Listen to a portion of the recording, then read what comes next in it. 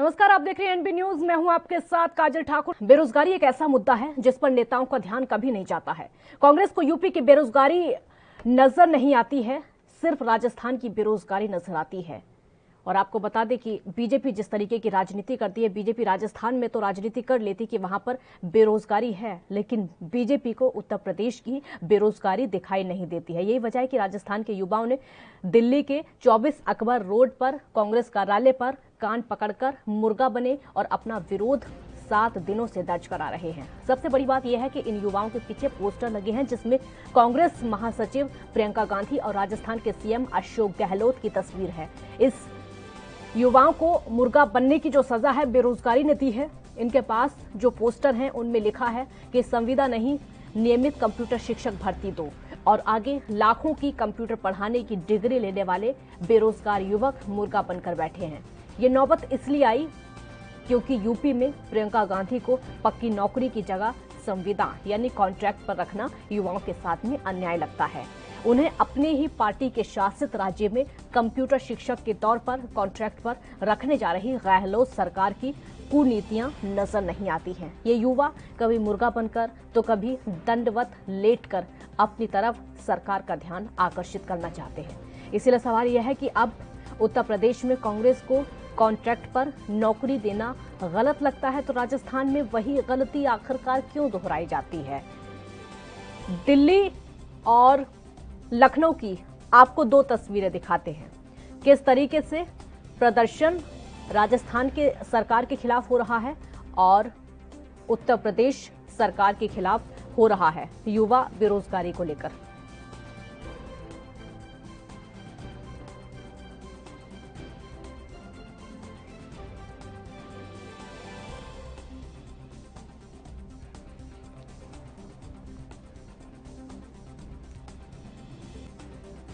ये 2 तस्वीरें देखिए आपके सामने, एक दिल्ली की तस्वीर है, दूसरी लखनऊ की तस्वीर है।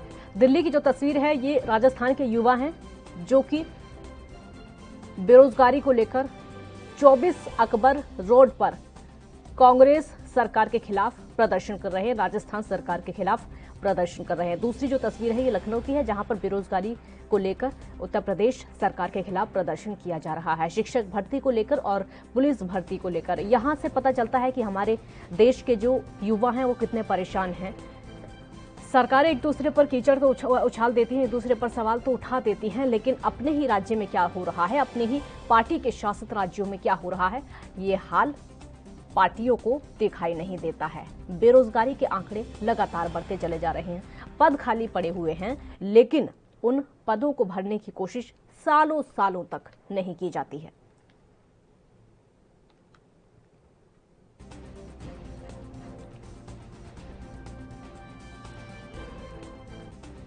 बेरोजगारी को लेकर नेताओं की आंखें बंद हो जाती हैं। जहां पर अपनी पार्टी का शासित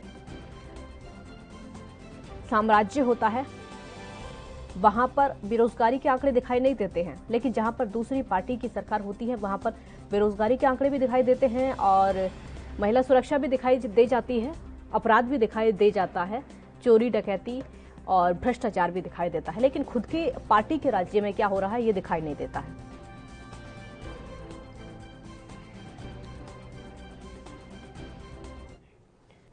इस मुद्दे पर चर्चा करने के लिए हमारे साथ अशोक सिंह शेखावत जो कि बीजेपी का पक्ष रखेंगे। बहुत बहुत स्वागत है आपका। आरबी उपाध्याय वरिष्ठ पत्रकार हैं, आपका भी बहुत बहुत स्वागत है। अशोक सिंह जी, शुरुआत आपसे ही होगी क्योंकि हालात जिस तरीके के हो चुके हैं, राजस्थान में अगर बेरोजगारी होती है तो वो उत्तर प्रदेश की सरकार को दिखाई दे जाती है, अगर उत्तर प्रदेश में बेरोजगारी होती है वो राजस्थान की सरकार को दिखाई दे जाती है, लेकिन अपने अपने राज्यों में हो क्या रहा है ये सरकारों को दिखाई नहीं देता है। जवाब दीजिए। देखो कि जिस प्रकार से रोजगार का क्षेत्र में आते हैं और रोजगार चाहे कोई भी सरकार हो, उनको रोजगार देने के भरसक प्रयास करने चाहिए, चाहे सरकारी क्षेत्र में हो चाहे प्राइवेट क्षेत्र में, और सरकारें प्रयास भी करती है। और जिस प्रकार से हम राजस्थान में हम देखें, जब 2018 के जो चुनाव थे तो गहलोत साहब ने खूब ढिंढोरा पीटा, आपके राहुल गांधी जी भी आए यहाँ पर और वहां रैलियां भी की और अपना मैनिफेस्टो भी जारी किया और उन्होंने कहा कि किसानों का हम कर्ज माफ करेंगे 10 दिन के अंदर। राजस्थान में अभी तक हुआ नहीं। नाम मात्र का जीरो हुआ, जो कोऑपरेटिव के कोई 20-20, 25-25 हजार के लोन थे वो माफ किए, बाकी नेशनलाइज बैंक के एक भी नहीं किए जो इन्होंने वादा किया। जहां तक रोजगार की बात आती है, रोजगार की बात के अंदर इन्होंने कहा कि हम 1 लाख की लगभग वैकेंसियां हम हर साल निकालेंगे, मतलब मैनिफेस्टो में इन्होंने साफ साफ कहा। लेकिन इन्होंने 75,000 की फर्स्ट बजट में घोषणा की, दूसरे में 52 की करीब, तीसरे में 50 की करीब। धरातल के अंदर अभी तक सिर्फ 20,000 वैकेंसियां ही निकाल पाए।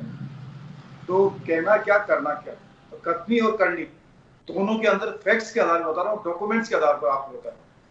राजस्थान में सरकारी विभाग 63 विभाग है, जिसमें 2,60,000 के लगभग पद खाली हैं।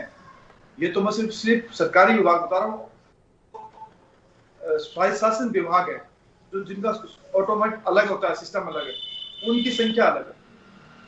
और 55 लाख युवाओं ने वो इंतजार कर रहे हैं।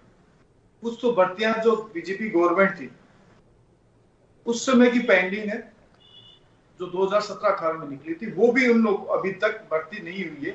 विभिन्न माध्यम से हाईकोर्ट में मामले चल रहे हैं और सरकार की लिपापोती से। दूसरा मैं बताऊं, कई भर्तियां इन्होंने कैंसिल कर दी।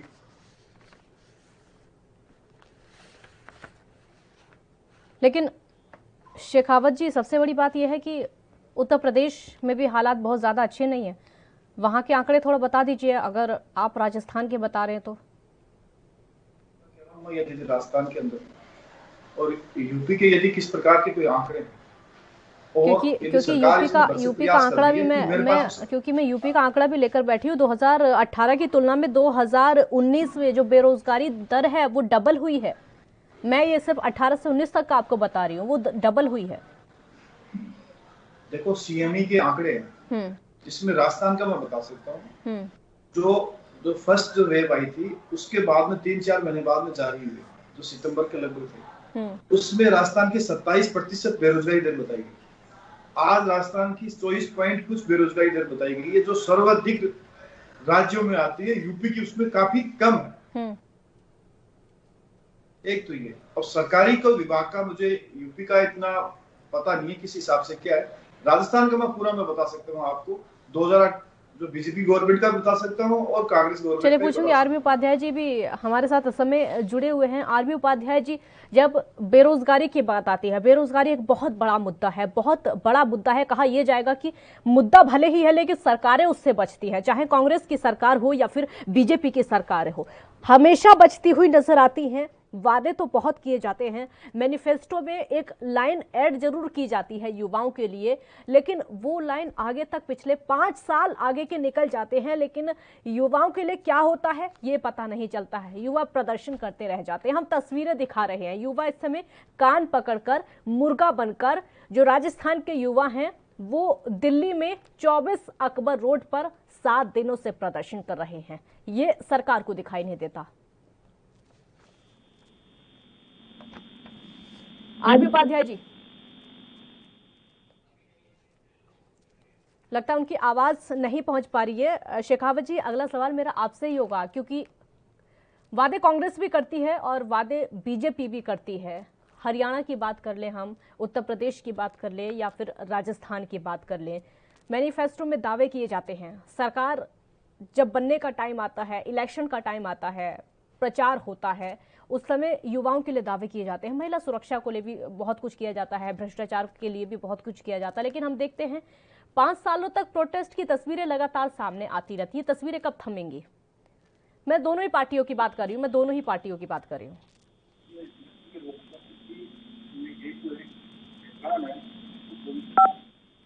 के लिए चुनती है लोगों और वो प्रतिनिधित्व करते हैं, सरकारी अच्छी चल।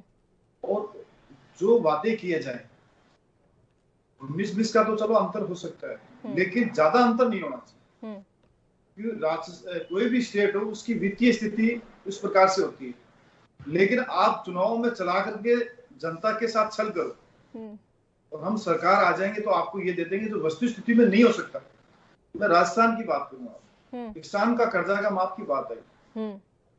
59 लाख किसान थे, 99,000 करोड़ के लगभग, 1 लाख के लगभग मान लो करोड़ के लगभग उन्होंने कर्जा लिया और कर्जा इन्होंने माफ किया 0 के बराबर। उन्होंने कहा कि 10 दिन में हम कर्जा माफ कर देते हैं। ये होती है जनता के साथ छलवा, भ्रम करना, तथ्यहीन बातें करना, आधारहीन बातें करना, जिसका कोई भी तुक नहीं होता।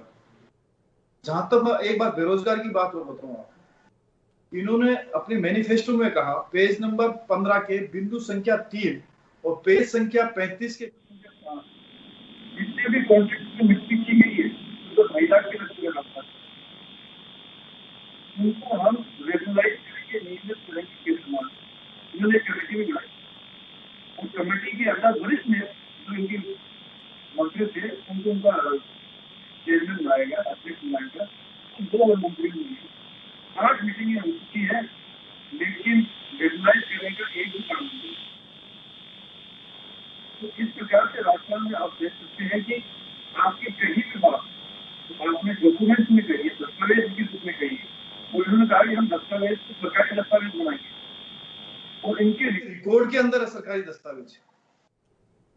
तो उसके पश्चात भी आप देख लीजिए नियमित नहीं कर रहे।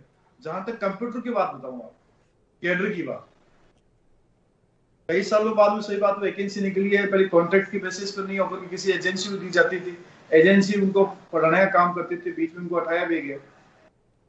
अब आप यदि उनको रेगुलर रूप से रखोगे 2 साल तक, तो आपको वैसे ही उनको प्रोविजन के रूप में आपको जो नियमित जो आपने बेसिक तय कर रखा है उससे ज्यादा आप दोगे नहीं।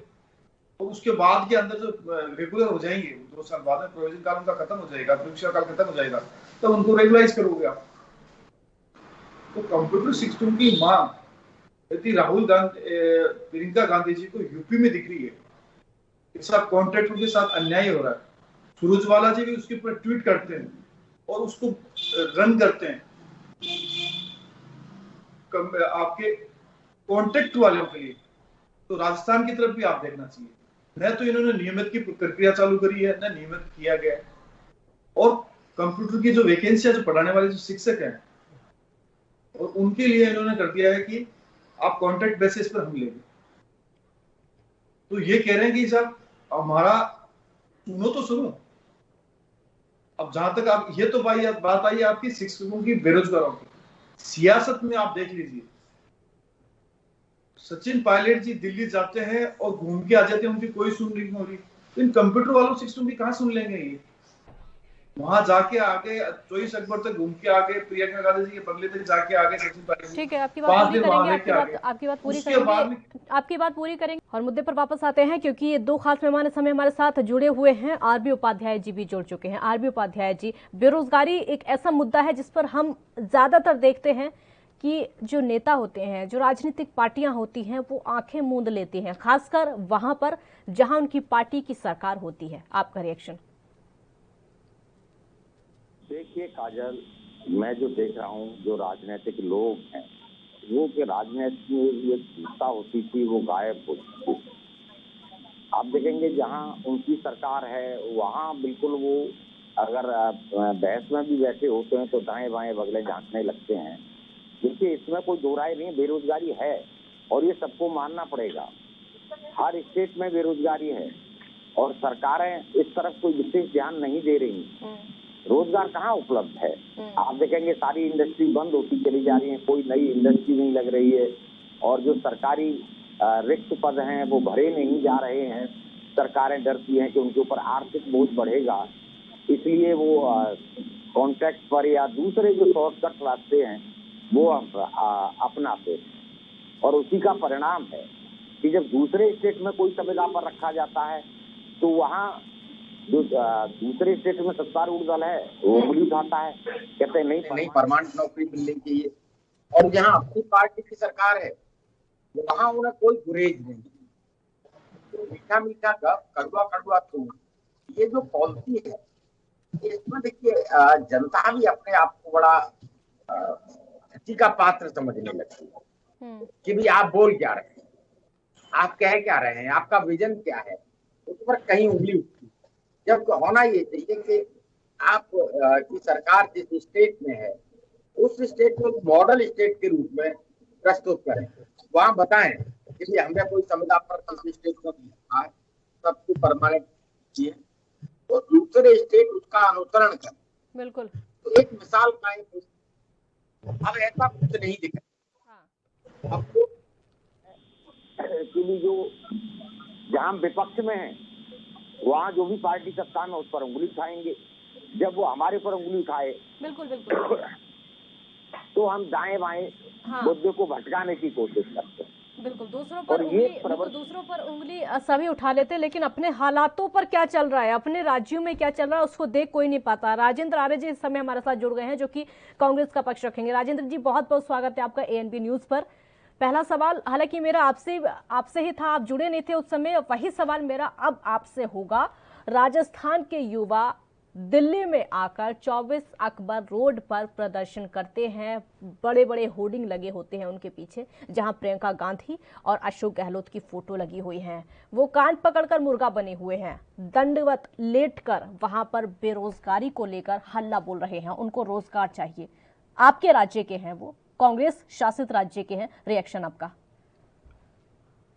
काजल जी, बहुत अच्छी बात है कि रोजगारी को लेकर देशव्यापी बहस की शुरुआत हुई है और जो बेरोजगार दिल्ली में प्रदर्शन कर रहे हैं, अगर 24 अक्बर रोड पर प्रदर्शन कर रहे हैं तो अगर उनको अच्छा हो कि वो संसद भवन तक भी पहुंचे, अच्छा हो कि वो प्रधानमंत्री कार्यालय तक।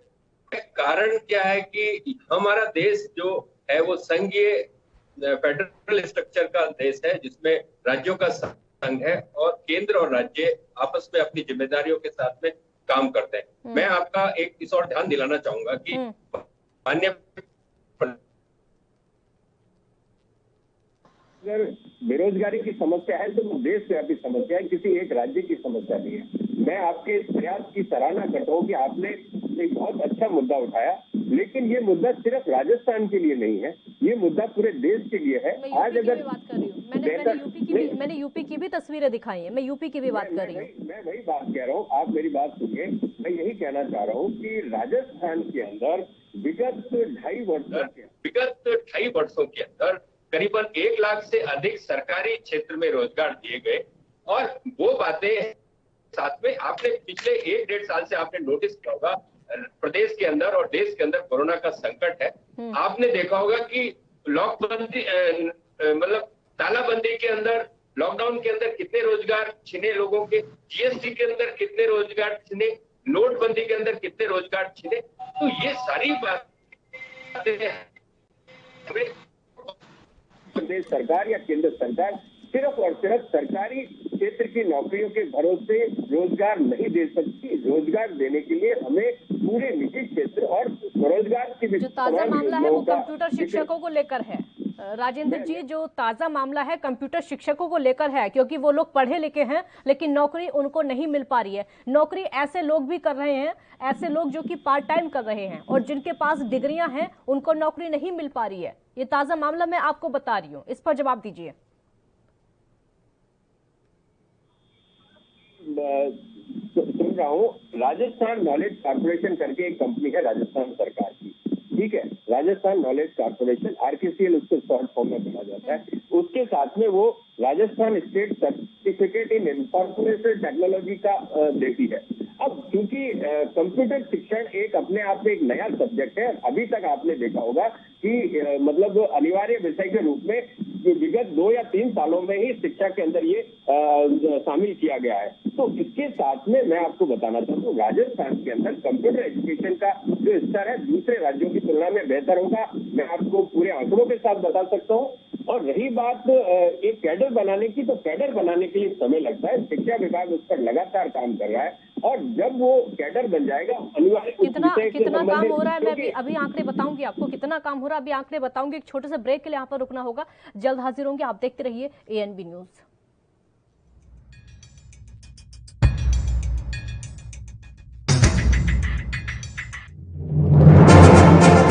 ਅੱਜ ਪੰਜਾਬ ਸਕੂਲੀ ਸਿੱਖਿਆ ਵਿੱਚ ਪੂਰੇ ਦੇਸ਼ ਵਿੱਚ ਪਹਿਲੇ ਨੰਬਰ ਤੇ ਆਇਆ ਹੈ। ਅੱਜ ਸਾਡੇ ਪੰਜਾਬ ਦੇ ਸਰਕਾਰੀ ਸਕੂਲਾਂ ਦੇ ਨਤੀਜੇ ਬਾਕੀਆਂ ਨਾਲੋਂ ਸ਼ਾਨਦਾਰ ਆ ਰਹੇ ਨੇ। ਜੋ ਪੰਜਾਬ ਦਾ ਨਾਮ ਵਧ ਰਿਹਾ ਉਹ ਤੁਸੀਂ ਬਣਾਇਆ, ਤੁਸੀਂ ਸਾਰੇ ਟੀਚਰਾਂ ਨੇ। ਮੈਂ ਤੁਹਾਡੇ ਸਾਰਿਆਂ ਨੂੰ ਦਿਲੋਂ ਬਹੁਤ ਧੰਨਵਾਦੀ ਹਾਂ ਤੁਹਾਡਾ। ਤੇ ਇਹ ਸਭ ਮੁਮਕਿਨ ਹੋਇਆ ਬੱਚਿਆਂ ਤੇ ਅਧਿਆਪਕਾਂ ਦੀ ਮਿਹਨਤ ਤੇ ਕੈਪਟਨ ਅਮਰਿੰਦਰ ਸਿੰਘ ਦੀ ਅਗਵਾਈ ਵਾਲੀ ਪੰਜਾਬ ਸਰਕਾਰ ਦੀਆਂ ਕੋਸ਼ਿਸ਼ਾਂ ਸਦਕਾ। ਸਿੱਖਿਆ ਦਾ ਪੱਧਰ ਉੱਚਾ ਚੁੱਕਦੇ ਹੋਏ ਸਰਕਾਰੀ ਸਕੂਲਾਂ ਨੂੰ ਸਮਾਰਟ ਬਣਾਇਆ, ਜਿਹਦੇ ਵਿੱਚ ਪ੍ਰੋਜੈਕਟਰ ਕਲਾਸਰੂਮ, ਡਿਜੀਟਲ ਲਾਇਬ੍ਰੇਰੀਆਂ ਬਣਾਈਆਂ ਗਈਆਂ। कोरोना काल विच विद्यार्थियों दीयां ऑनलाइन क्लासां संबंधी हर जरूरी पहलू नूं यकीनी बनाया। कैप्टन दी अगवाई वाली पंजाब सरकार दियां इन्हां कोशिशां सदका अज पंजाब दे सरकारी स्कूलां ते इत्थों दी मियारी सिक्ख्या दीयां मिसालां हर कोई दे रहा है। ਅਸੀਂ ਹੁਣ ਪਹੁੰਚ ਗਏ हैं पहले नंबर ਤੇ। ਹੁਣ ਆਪਾਂ पहले नंबर ਤੋਂ ਉਤਰਨਾ ਨਹੀਂ, ਉੱਥੇ ਹੀ ਰਹਿਣਾ ਹੈ ਔਰ ਉੱਥੇ ਹੀ ਤਗੜੇ ਰਹਿਣਾ ਹੈ। ਸਿੱਖਿਆ ਦਾ ਮਿਆਰ ਵਧਾਇਆ, ਸਰਕਾਰੀ ਸਕੂਲਾਂ ਨੂੰ ਨੰਬਰ 1 ਬਣਾਇਆ।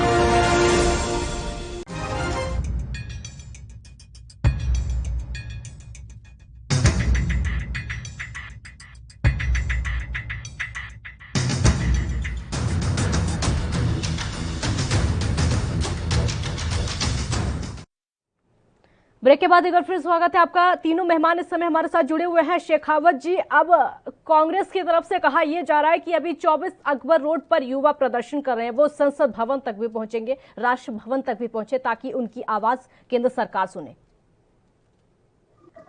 देखो, मैंने आपको बताया था कि जिस प्रकार से इनके जो विपक्ष का जो गुट है वो 24 अकबर पर जाकर के 10 मस्तक हो चुका है, उसके बाद भी नहीं सुन रहे।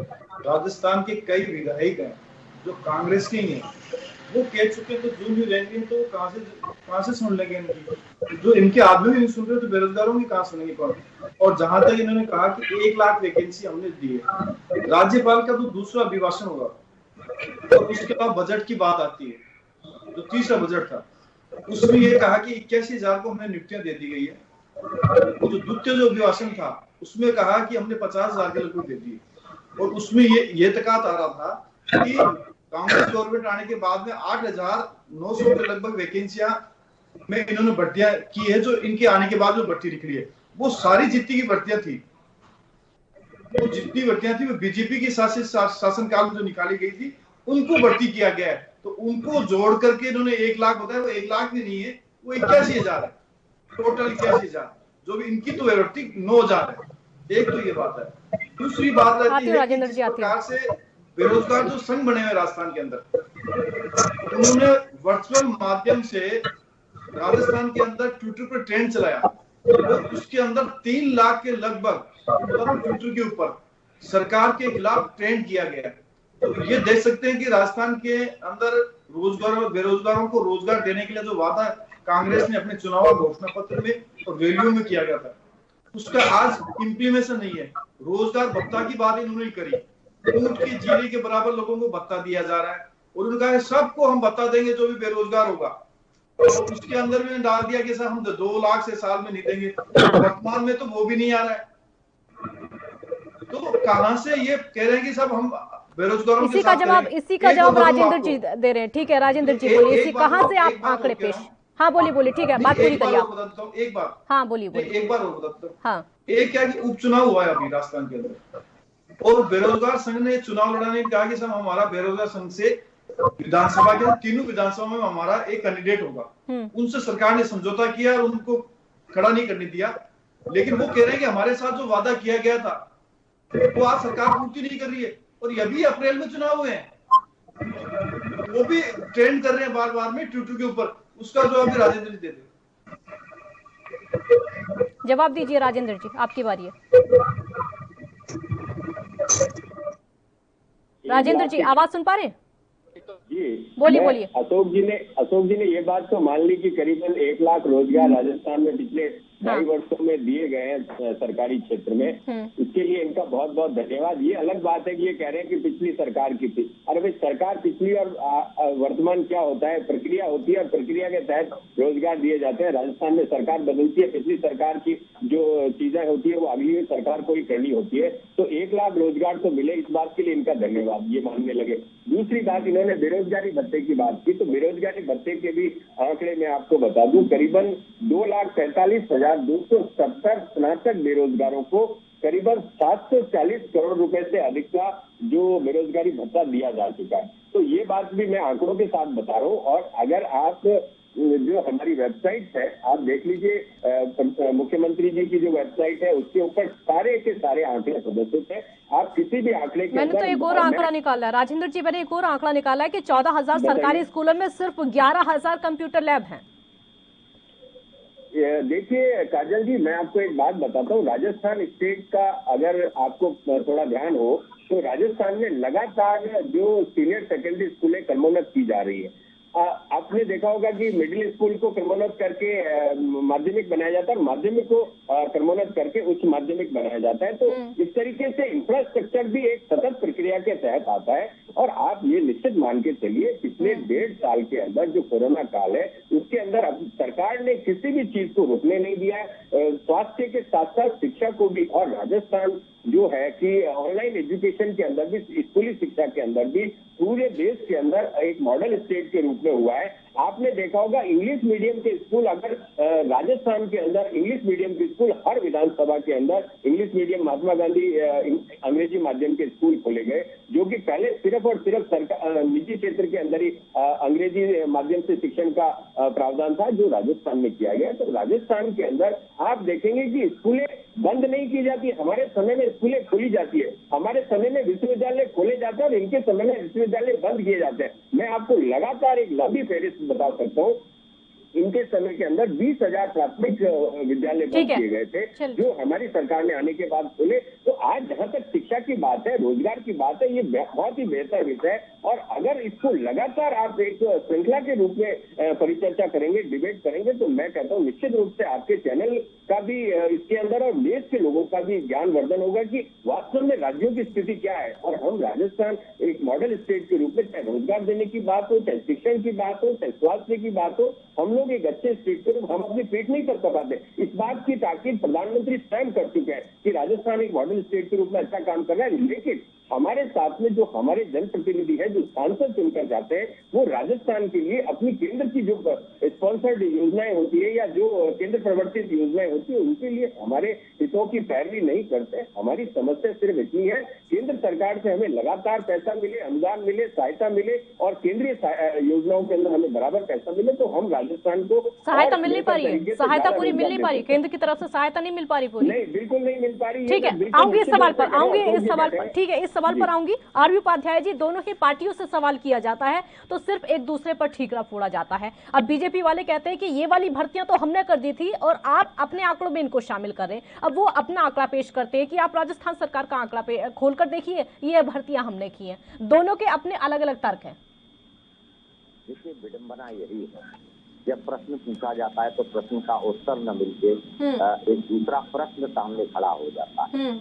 अगर मान लीजिए चाहे वो राजस्थान है या उत्तर प्रदेश है या दूसरे प्रदेश हैं, ये मानने में कोई गुरेज नहीं है, बेरोजगारी बढ़ी है और सरकारें व्यवसायीकरण की नींव पर चलने लगी। सरकारें फायदा नुकसान ज्यादा देखती हैं, जनता की भलाई से उनके कारोबार मैं समझता हूँ दूर होते चले जा रहे हैं। उसी का परिणाम है, चाहे पेट्रोल का और डीजल के रेट हो, चाहे आप बेरोजगारी का मुद्दा हो, रोजगार की बात हो, तो सरकार को यथार्थ के धरातल पर अपने संसाधनों का अगर प्रयोग करके रोजगार की तरफ अगर उन्मुख होंगे तो डेफिनेटली रोजगार मिलेगा। कागजी आंकड़े अलग, केंद्र भी कहता है कि हमने रोजगार दिए हैं, राज्य भी कहता है हमने रोजगार दिए हैं, फिर बेरोजगारी क्यों बढ़ गई, क्यों बेरोजगार लोग घूम रहे हैं, ये सबको नजर नहीं आता है। ऐसी बात नहीं है। हम लोगों ने कोई विशेष प्रयास न शिक्षा, स्वास्थ्य, न रोजगार, हम लोग सिर्फ सरकार को बनाने में, सरकार को बचाने में, एमएलए खरीदने में, चोर जुगाड़ में ही पूरा टाइम सरकारें गुजारती। उनकी प्राथमिकता जनता की भलाई नहीं होती। अगर जनता की भलाई होती तो अपने अपने टैक्स कम करके जैसे भी है जनता को राहत पहुंचाते, चाहे वो रोजगार देके, चाहे वो महंगाई का जो आंकड़ा है उसको कम करके, पेट्रोल डीजल के रेट हैं उनको कम कर, मतलब किसी भी मोर्चे पर आप देख लीजिए, जब इलेक्शन आते हैं तब बेरोजगारी एक मुद्दा होती है, आंकड़े पेश किए जाते हैं। यथार्थ के धरातल पर आप जाके देखेंगे तो जो हालात हैं वो बद से बदतर होते चले गए। कोरोना काल में और नौकरियां गई हैं, बेरोजगारी और बढ़ी है।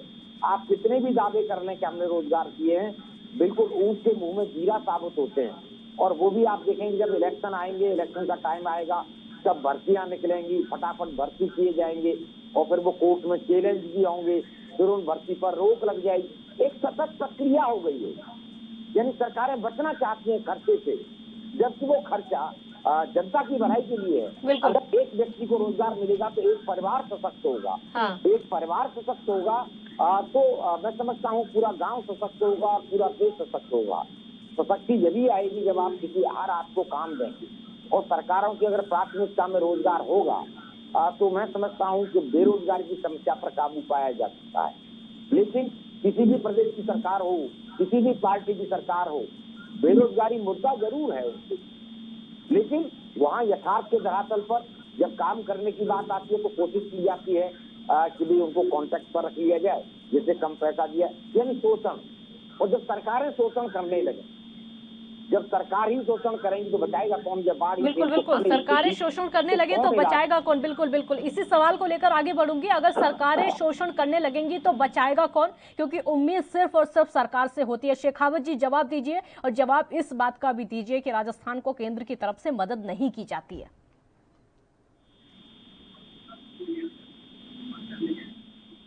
से मुख्यमंत्री बने, अपनी नाकामियों को छिपाने के लिए हर बार केंद्र, और ये आज की बात नहीं है, आप जब से सरकार बनी है जब से आप देख लीजिए, जहां तक आपका मदद की बात आती है 90,000 करोड़ इनको एक बार दिया गया, 67,000 करोड़ जो इनका जीएसटी का बनता था वो इनको दिया गया।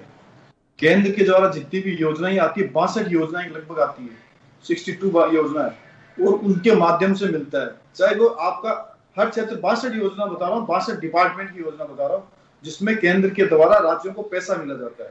क्षतिपूर्ति की बात आती है, जिसके अंदर चाहे बैंक से लोन देने की बात आए या किसी और किसी माध्यम से आए, राज्यों का है, केंद्र ने भी दिया है। आज आप इस कोरोना काल में भी आप देख लीजिए, यदि केंद्र सरकार गरीब कल्याण, प्रधानमंत्री गरीब कल्याण के पैकेज के थ्रू जो तीसरा पैकेज दिया गया, दूसरा दिया गया, उसमें भी आप देख लीजिए किस प्रकार से सहायता करने का काम किया, नवंबर तक का है। तो हम तो ये राज्य सरकार को कहा कि आप भी इसमें एडिशनल कीजिए, 5 किलो तो एनएफएस की तरह मिलता है, 5 किलो गरीब कल्याण के तहत मिल रहा है, तो आप 2-3 किलो आप तो दे दीजिए। लेकिन उन्होंने कुछ दिया ही नहीं, सिर्फ भेदभाव की नीति की बात करते हैं। क्योंकि केंद्र का है जो राज्यों का है, और राज्यों को मिलेगा, केंद्र तो कहां ले जा नहीं सकता। केंद्र का है वो राज्यों का है, ये वाली नीति लागू कहां करते हैं आप लोग? केंद्र जो केंद्र का है वो राज्यों का है, ये लागू कहां करते हैं आप? क्योंकि हमने कोरोना काल में देख लिया ऑक्सीजन के लिए किस तरीके से क्या हुआ है। लॉकडाउन के लिए अलग अलग अधिकार दे दिए गए थे कि आप जैसा चाहें लॉकडाउन लगाइए। ऑक्सीजन के लिए परेशानियां बहुत ज्यादा हो रही थी, वैक्सीन के लिए परेशानियां, तो ये कहां से सामने आ गया कि जो केंद्र का है वो राज्यों का है? फिर अधिकार क्यों दिए जाते हैं अगर ऐसा है तो ये बताइए, मान लो कि वैक्सीन है, वैक्सीन कहां जाएगी? राज्यों को तो मिलेगी। आज हम नागरिक हैं, हमें तो लगेगी ना। और ये पता नहीं कि उत्पादन किस प्रकार से ग्लोबल टेंडर निकालने के लिए क्यों कहा? ग्लोबल टेंडर निकालने के लिए क्यों कहा था कि अपने अपने ग्लोबल टेंडर निकालिए? केंद्र सरकार को एक ही निकालना चाहिए था ना फिर तो। ये जो केंद्र का है वो राज्य का है, केंद्र लेगी और राज्यों को बांट देगी, फिर तो ये होना चाहिए था। मैं आपको एक एक चीज का जवाब दे रहा हूँ। यदि आपका विषय आज ये था, लेकिन आप मेरा विषय ये नहीं है, मेरा विषय नहीं है, मेरा विषय ये नहीं है। मैं आपको सिर्फ एग्जांपल दे रही हूँ, मेरा विषय नहीं है। मेरा विषय बेरोजगारी का है, तो मैंने उस बात पर कहा कि आपने कहा जो केंद्र का है वो राज्यों का है, ऐसा होता हुआ दिखता नहीं है। मैंने आपको सिर्फ एग्जाम्पल दिया है बस। नहीं, मैं कह रहा हूँ कि जैसे वैक्सीनेशन की बात, हाँ, तो वैक्सीनेशन में आप देखिए, राजस्थान में 2,44,00,000 के लगभग आज दिन तक लग चुकी है। तो जिस प्रकार से राज्यों का डिस्ट्रीब्यूट किया गया, यदि उसमें कोई भेदभाव तो ये बात बताए। भेदभाव के बारे में कुछ नहीं कह रहे हैं, हर राज्यों को बराबर मिलेगा। किसी जैसे यूपी की जनसंख्या 25 करोड़ या 26 करोड़ के लगभग है। मैंने ग्लोबल टेंडर की बात कही, ग्लोबल टेंडर के लिए आपने अलग अलग राज्यों को कहा था कि अपने अपने हिसाब से ग्लोबल टेंडर निकालिए। ठीक है, आती हूँ आपके पास राजेंद्र जी, सवाल आती हूँ आपके पास राजेंद्र जी, जवाब दीजिए। अगर आप कह रहे हैं कि राज्य की सरकार, राजस्थान की सरकार रोजगार दे रही है, आपके पास बहुत सारे आंकड़े हैं, अगर रोजगार दे रही है, आंकड़े बहुत सारे, तो ये तस्वीरें क्यों निकलकर सामने आई हैं? कान पकड़कर युवा मुर्गा बनकर दिल्ली में इस समय बेरोजगारी के खिलाफ प्रदर्शन कर रहे हैं क्योंकि इनके पास रोजगार नहीं है। जवाब दीजिए आर्य जी। काजल जी 2018 के अंदर जब हमारी सरकार प्रदेश में सरकार बनी, हमने बेरोजगारों से वादे किए थे, उन वादों के अनुरूप हमने लगातार काम किया है। और मैंने आपको जैसे आंकड़े दिए कि 1 लाख के आसपास तस्वीरें देखकर लग नहीं रहा कि वो वादा पूरा हो रहा है। सुनिए पूरी बात तो सुनिए ना। मैं ये कहना चाह रहा हूँ कि भाई लोगों की अपेक्षाएं ज्यादा है और उनको लगा कि ये सरकार दे रही है तो इनसे जिनसे मिलता है उन्हीं से मांग की जाती है। मैं फिर आपको बता रहा हूँ, राजस्थान सरकार ने लगातार दिया है, लगातार संवाद किया है, लगातार उनसे बातचीत की है। अब चूंकि समस्या ये आ गई कि कोरोना काल के अंदर हमारी जो परिस्थितियां थी वो विकट हो गई। राज्य के आय के साधन क्या है? जीएसटी के बाद में आप मुझे राज्य के पास आय के साधन क्या है? आबकारी के अलावा बहुत बड़ा कोई स्रोत है नहीं, रेवेन्यू का कोई भी बड़ा सोर्स नहीं है। जीएसटी का पैसा भी अभी ये बोल रहे थे कि क्षतिपूर्ति के लिए केंद्र ने कहा कि राज्य लोन ले ले। अरे भाई वादे किस आधार पर? सुनिए तो, वादे तो भाई आज भारत राज्यों का संघ है और 7.5 करोड़ राजस्थानी 25 सांसद भेजते हैं संसद में। अब वादे हम करेंगे तो वादों के अंदर वो भी बराबर के भागीदार हैं, संसद सदस्य भी भागीदार हैं और हमारे विधायक महोदय भी भागीदार हैं। तो हम इस बात को बार बार कह रहे हैं कि केंद्र सरकार ने ये करे कि क्षतिपूर्ति के लिए राज्यों को कहा कि लोन ले लीजिए। अरे भाई, हम अपने ऊपर लोन लेके क्यों कर्ज बढ़ाएं? हमारी क्षतिपूर्ति का पैसा, जब केंद्र ने ये कहा कि भाई जीएसटी जब लागू किया जा रहा है, आने वाले समय के अंदर आपको क्षतिपूर्ति का 2 साल तक दिया जाएगा। कोरोना काल के बाद में माननीय मुख्यमंत्री जी ने कहा कि भाई उसको और आगे बढ़ाया जाए क्षतिपूर्ति को देने के लिए। तो आज आप देखिए ना, राज्यों का राजस्व जो घटा जीएसटी के बाद में, केंद्र ने उस राजस्व को बढ़ाने के लिए क्या मदद करी राज्यों को, और केंद्र की जो योजनाएं हैं उनमें लगातार अंशदान घटता गया। और आज तो हालात ये हो गए कि ये कह रहे हैं भाई हमने पैकेज दिए। आप मुझे बता दीजिए, मैं 3 पैकेज गिनाता हूँ। 80,000 करोड़ का पहला पैकेज दिया, उसके बाद 20 लाख करोड़ का दिया, अभी मैं सुन रहा हूँ शायद, अगर मैं सही हूँ तो शायद 6.25 लाख करोड़ का पैकेज दिया। आप मुझे बता दीजिए राजस्थान में या राज्य सरकारों को इन्होंने उस पैसे में से कितना कितना पैसा दिया? आप मेरे को बताइए ना। हवाई आंकड़े बनाना, हेडलाइन बनाना और सुर्खियां बटोरना एक अलग बात है, प्रचार करना एक अलग बात है। धरातल पर मुझे बता दीजिए कि इन तीनों पैकेज के अंदर आम आदमी को क्या मिला, राज्य सरकारों को क्या मिला और कितने रोजगार इससे सर्जित हुए?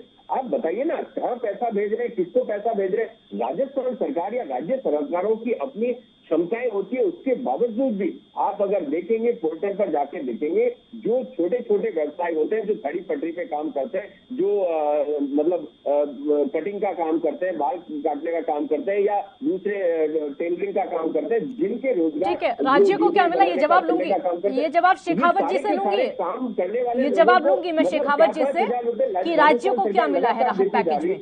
ये जवाब लूंगी मैं शेखावत जी से कि राज्यों को क्या मिला है राहत पैकेज में। लेकिन एक और छोटा सा सवाल आपसे, और सवाल ये है कि आप अगर आंकड़ा पेश करें कि हमने रोजगार दिया है, तो ये युवाओं की तस्वीरें ऐसी क्यों है दिल्ली में, ये बताइए।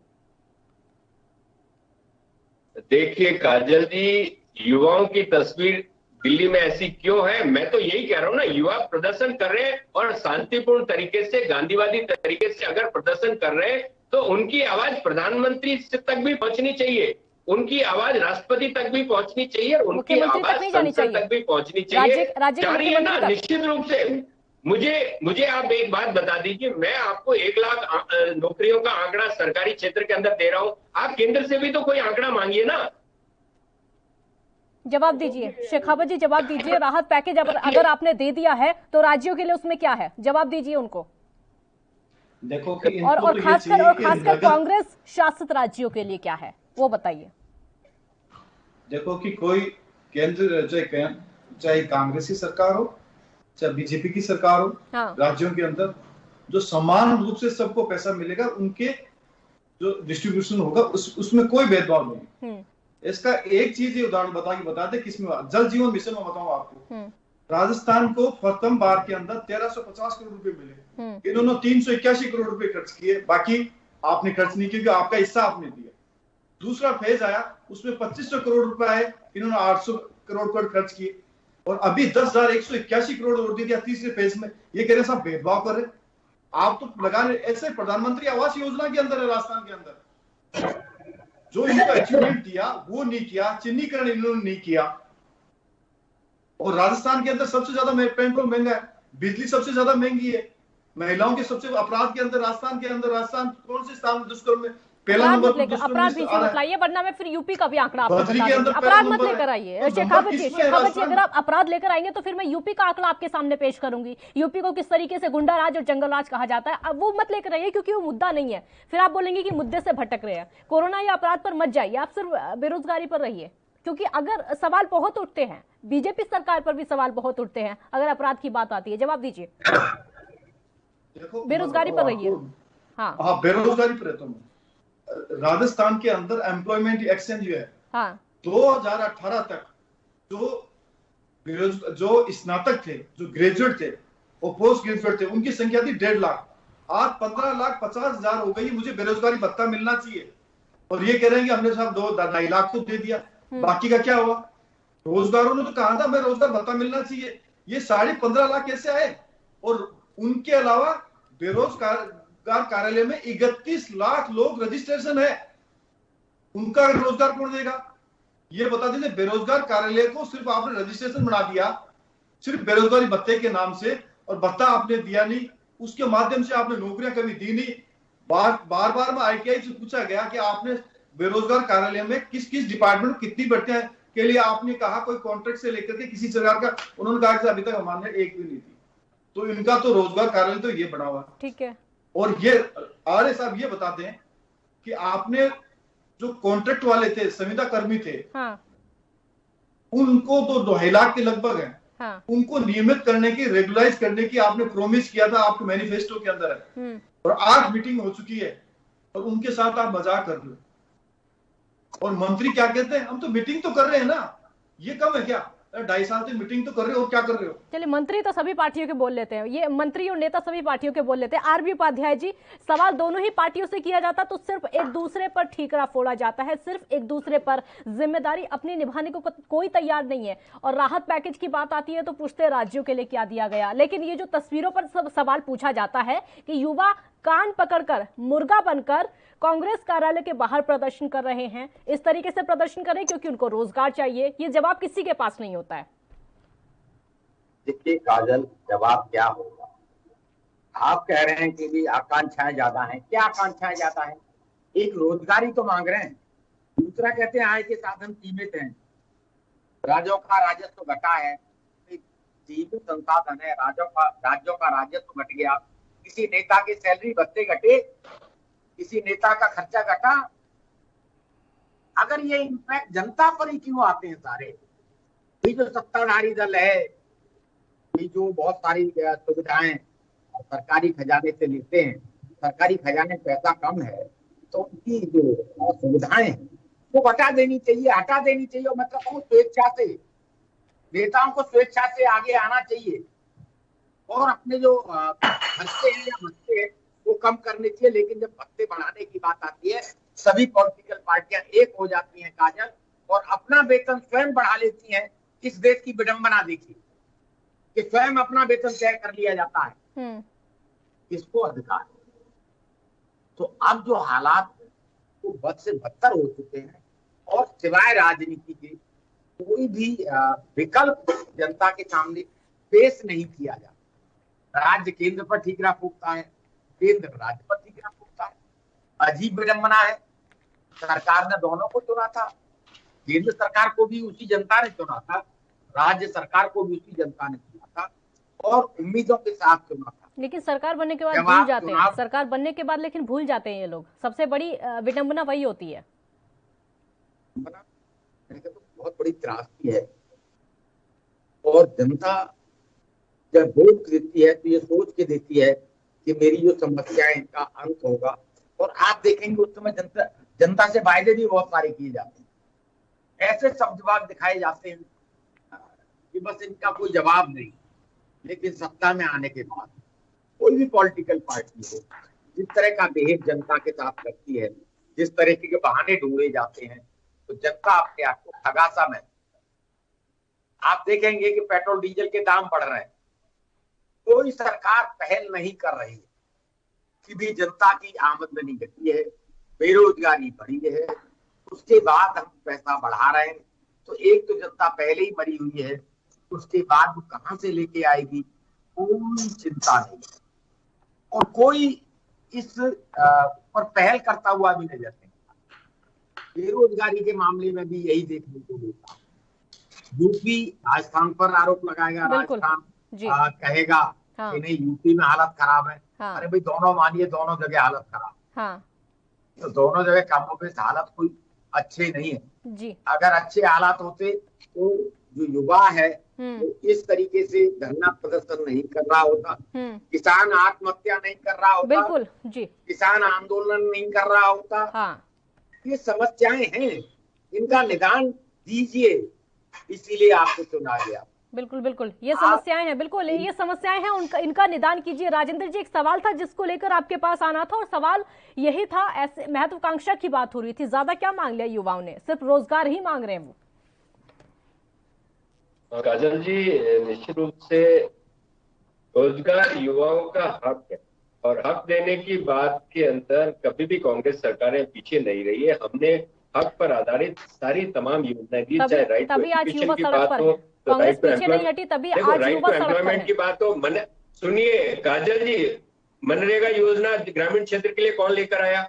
इंफॉर्मेशन मतलब आरटीआई कौन लेकर आया?